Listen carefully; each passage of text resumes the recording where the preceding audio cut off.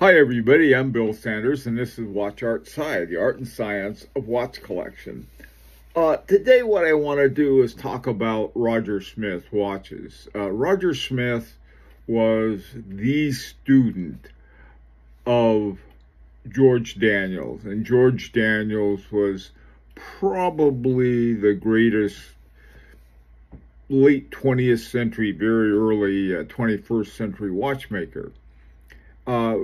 Very much a student of Breguet, and he was English, but still, Breguet was his major, his own mentor, I guess you could say. Anyway, so Roger Smith follows on the works of George Daniels. Now, one of the things that there's something like 30 something, I don't know how many exactly, skills that a watchmaker can have. And George Daniels had most of them, and Roger Smith, I think, has even more. I forget what all the details are. I don't think either one of them ever made a hairspring, but other than that, they did pretty much everything. There's some great videos of Roger Smith making his own cases, taking a rod of gold and grinding out the thing and flattening it out, and it's really amazing.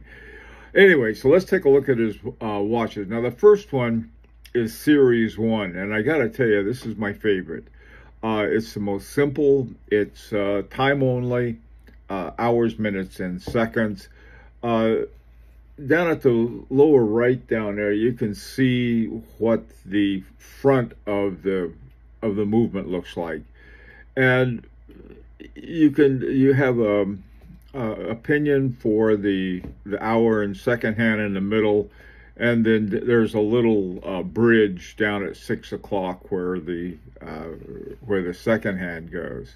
This is Series 1. Now, the Series 2, you have an almost identical movement in the basics of it.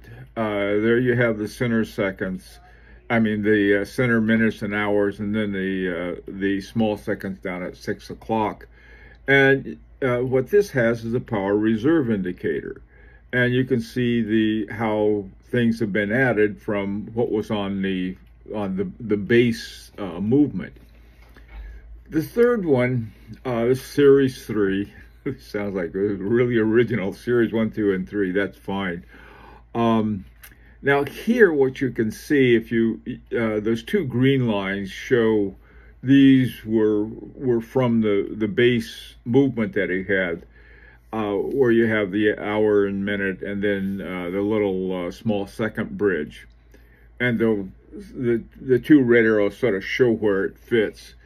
Now here's what he did. This one has a retrograde month on it, with the hour hand coming down from 12 o'clock and going around it. And you can see the way they did it with these snail cams.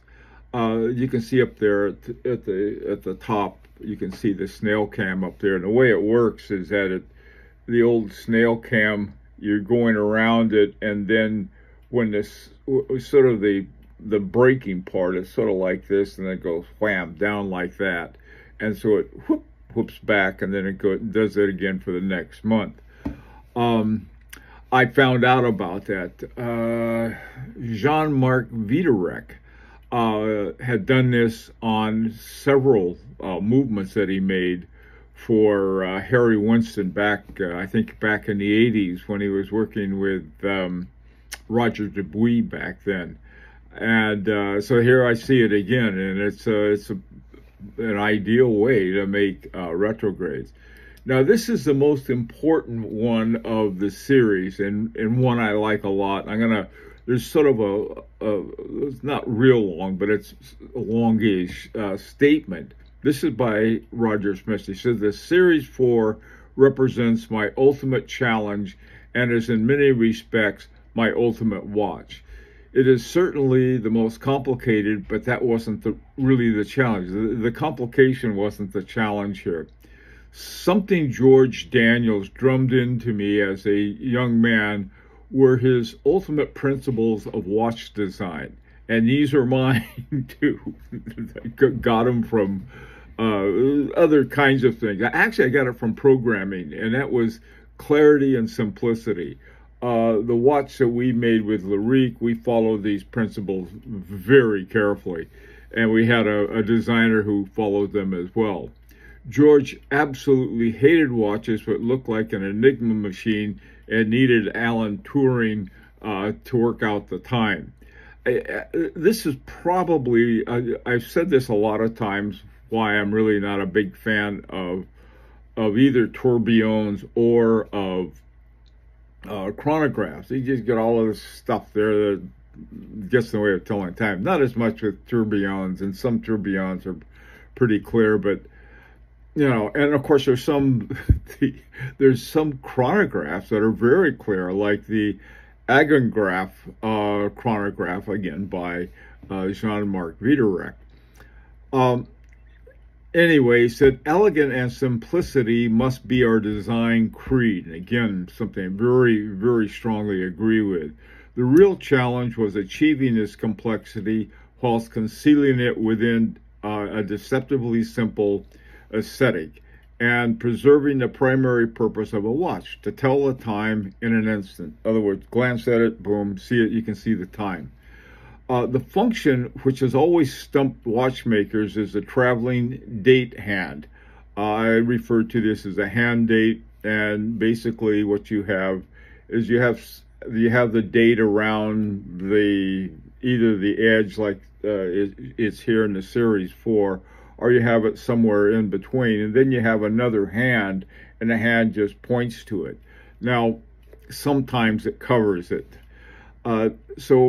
This is what Roger Smith came up with. He said, after several years of drawings and experimentation, I came up with a new traveling aperture, which I believe is the first time this complication has been created. It simply reverses the function by having the traveling aperture orbit the outer edge of the dial, thus removing the need for problematic hand.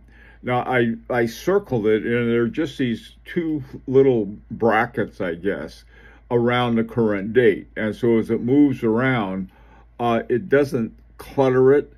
It doesn't, but it defines it, though. It shows exactly what's going on. I got to watch my hand. These bar fights are really tearing it up, something awful.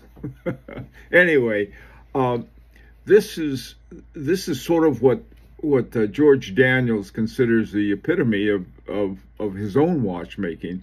It also includes the day date, and then down at 6 o'clock, in addition to the second hand, you have the a moon phase on that. Now, these last three, the Series 5 open dial, you can see a lot of the things. First of all, you still have the basics there of the little second hand bridge down at 6 o'clock, and then you have the center hours and minutes, and then you have the power reserve indicator that was in Series 2, exactly the same thing. The Great Britain watch is, you noted, this is on loan to the British government. It was one of the things, I think they had some kind of exposition or something, and they wanted examples of the finest things from English craftsmen's art and so on and so forth, and they chose Roger Smith. I keep wanting to say George Daniels. And so that was what he said. And at the bottom, there's a Daniels coaxial anniversary, and it's got the hand date with the hand going after his big thing about, well, he's not going to do that. There's a little hand date down at about 8 o'clock, and then to the right of it, sort of to balance that out, there's the second hand. And then up at 12 o'clock, you have the little power reserve indicator. Anyway, George Daniels' work he is one of the finest watchmakers in the world. They are expensive. There's a waiting list of years for them and so forth. But the point is to me, more than anything else, was Series 4, where he's talking about the elegance and simplicity and clarity of watches. And I agree with that 100%. Let me know what you think. And there's an opportunity to subscribe if you like. And until next time, this is Bill Sanders for Watch Art Sci, the art and science of watch collection.